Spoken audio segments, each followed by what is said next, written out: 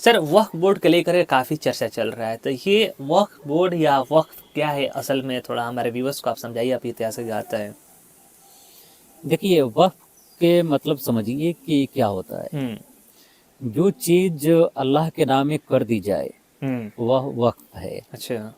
मान लीजिए कि जो खिदमत खल्क के लिए यानी इंसानियत की सेवा के लिए जो चीज दान में दे दी जाए वह वक्फ कही जाती है। अच्छा।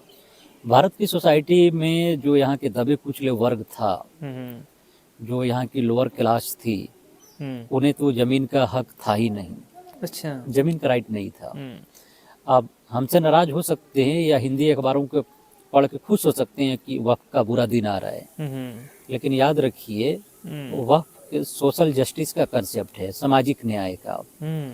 यानी यहाँ के जो दबे कुचले लोग थे, इन्हें जमीन का हक नहीं था, तो जो पावरफुल क्लास के लोग थे, जो अल्लाह से डरते थे, उन लोगों ने जमीनों को दान में दिया अल्लाह के नाम से। अच्छा। कि यहाँ कोई मदरसा बन जाए, कोई मस्जिद बन जाए, कोई कब्रिस्तान बन जाए, या ये सब। लोअर कास्ट के लोगों को यहाँ जमीन रखने और कब्रिस्तान या शमशान रखने का हक ही नहीं था। मैं साफ तौर पे बोल रहा हूँ, आप अपने आसपास में देख लीजिएगा। तो बेसिकली एक सोशल जस्टिस का ये कंसेप्ट है वक्फ, ताकि कोई चीज दान में दी जाए, कोई घर हो, कोई जमीन हो या कोई जायदाद हो, तो वो देते थे। ये पढ़ाई के वास्ते दिया जाता था कि वहाँ लोग एजुकेशन हासिल करेंगे, एजुकेशन हासिल करेंगे तो फिर उन्हें दुआ मिलेगी, और जो वाकिफ था, जो वक्फ करते थे, उनको मरने के बाद भी उसका सवाब मिलेगा उसका, ताकि वो ऊपर वाले के यहाँ उसको स्वर्ग मिले या जन्नत मिले। इस कंसेप्ट के तहत ये वक्फ किए जाते थे। अच्छा। सल्तनत पीरियड में देखेंगे आज से 800 साल पहले, तो जो बड़े लोग थे, जैसे सुल्तान मोहम्मद बिन तुगलक जो भारत के राजा थे, उनकी माँ थी मखदूमाए जहाँ, उन्होंने बहुत सारी जमीनों को वक्फ किया था। अच्छा सर। हाँ, जहाँ लंगर खिलाए जाते थे, बहुत सारे चीजों को गरीबों को दिया जाता था, और ये कई सौ दिए जाते थे, माने कई सौ खनकाहें थी, जगह थी, यानी एक तरह से घर थे, सराय थे, तो वहाँ लोग ठहरते थे, फ्री में खाना खाते थे। तो जो ये गरीबों की भलाई के लिए था। राइट। आज सभी के लिए वो दरवाजा खुले होते थे लंगर का, जो कोई भी आ सकता है। तो एजुकेशन के दरवाजे तो मुसलमानों ने सबके लिए खोला था। अच्छा। आप इस बात को समझिए। और लोअर कास्ट के लोग वहाँ तालीम पाकर बड़े बड़े गवर्नर बने, लाइब्रेरियन बने, स्कॉलर बने, मैथमेटिशियन बने। जैसे एक का नाम आता है रतन तेली। ये तेली था, लेकिन बाद में उसने मलिक टाइटल अपनाया। मुसलमान तेलियों में देखिएगा मलिक लगता है। तो वो गवर्नर बने, और गुजरात के गवर्नर बने। दिल्ली के वो मोहम्मद बिन तुगलक के लाइब्रेरियन थे, और बाद में वो धीरे धीरे मुसलमान हो गए, तो मलिक अपना लिया तेलियों ने, अपनी जाति का नाम, मुस्लिम तेलियों ने। राइट। आपको और बता देते हैं, आप प्रोफेसर इरफान हबीब और तपन राय चौधरी की किताब है the Cambridge economic of history, तो उसमें यह था कि जो पूरा इनकम होते थे और जो टोटल संपत्ति का हिस्सा था, उसका 5% वक्फ में था। सिर्फ 5%, 5.5%, यानी 6% से कम था। अच्छा। मुसलमानों ने थोड़ी बहुत कोशिश किया वक्फ करने का, लेकिन सामाजिक न्याय के तहत किया। देखिए, अब वक्फ में कुछ कमियां भी हैं। अब वक्फ की जो जमीनें हैं उसको या तो बेच दिया जाता है, या कोई धन्ना सेठ महाराज कब्जा लेते हैं, या कहीं कुछ बना दिया जाता है कि यहाँ हमारे पुलिस के लोग रहेंगे या कुछ भी।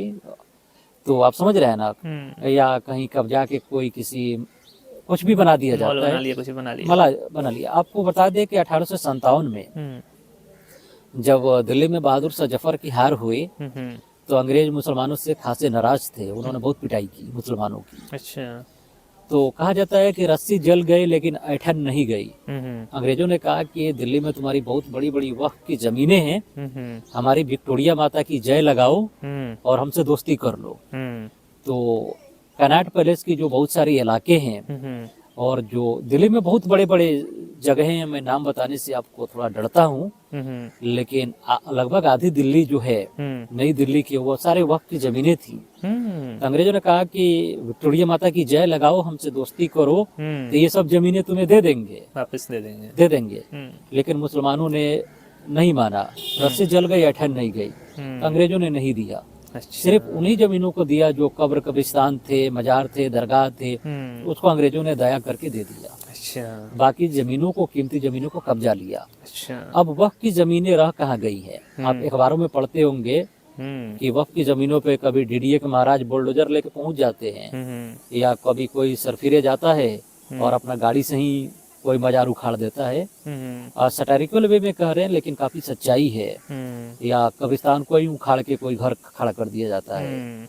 तो अंग्रेजों ने जिसे दया करके दिया था, उसके भी बुरे दिन आए हैं। हम किसी के खिलाफ नहीं है, वक्त के जो भी चल रहा है, लेकिन ये एक सामाजिक न्याय का कंसेप्ट था कि दबे कुचले लोगों को, वो जो बड़े बड़े जागीरदार थे, वे अपनी जमीनों को अल्लाह के नामे दें ताकि इंसानियत को फायदा पहुंचे। अच्छा। तो टोटली ये सोशल वेलफेयर के लिए, आम इंसानों की खिदमत के लिए ये जमीनें दान में दी गई थी। हाँ, ये जमीनें दान में दी गई थी, लेकिन वहाँ दलालों का अपना कब्जा है। माने दलाल वही हैं जो इनडायरेक्टली उस पर कब्जा कर रहे हैं। असल में कल भी वक्त के सरकार का कब्जा था, आज भी है। सल्तनत काल से लेके मुगल काल तक, अंग्रेजों के काल से लेके अब तक सरकार का ही रहा है। लेकिन एक होता है ना कि चलो भाई किसी के फायदे के लिए इस्तेमाल की जाए, उसका नाजायज इस्तेमाल ना हो। तो सर कुछ लोगों का ये भी ओपिनियन है कि वक्फ की जो जमीनें हैं वो कब्जा किया हुआ जमीनें हैं। नहीं, इस्लाम में हलाल और हराम का कंसेप्ट है। ये इस्लाम का कंसेप्ट है, हलाल और हराम का, और ईमान का और ईमानदारी का। तो वही जमीनें आप दान में कर सकते हैं अल्लाह के नामे, जो आपकी खरीदी हुई हो या पुश्तैनी आपके हिस्से में आई हो। अच्छा। ये नहीं कि आप अपने भाई का कब्जा लीजिए और अल्लाह के नामे दान कर दीजिए, तो उसका आपको कोई फायदा होगा नहीं। तो अल्लाह के यहाँ काबिल कबूल यानी एक्सेप्टेबल नहीं होगा। ठीक है। और उसका वही फायदा होगा अल्लाह के यहाँ जो जिसकी जमीन है। अच्छा, राइट। तो हलाल और हराम के कंसेप्ट है इस्लाम में, राइट, इसको आपको समझना चाहिए। राइट। तो दोस्तों आपने देखा सर ने वक्फ बोर्ड को लेकर के कितना अच्छा से एक्सप्लेन किया। हमारे पास टाइम की कमी और इस पर हम डीप जाते।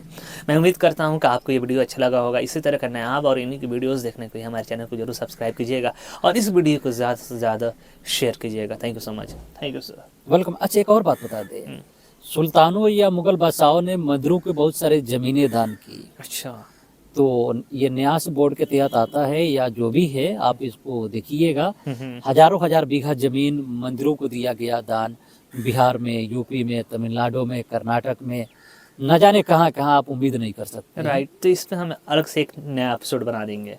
तो दोस्तों जल्दी से सब्सक्राइब कर लीजिए और इस वीडियो को ज़रूर ज़रूर ज़रूर शेयर कीजिएगा। Thank you.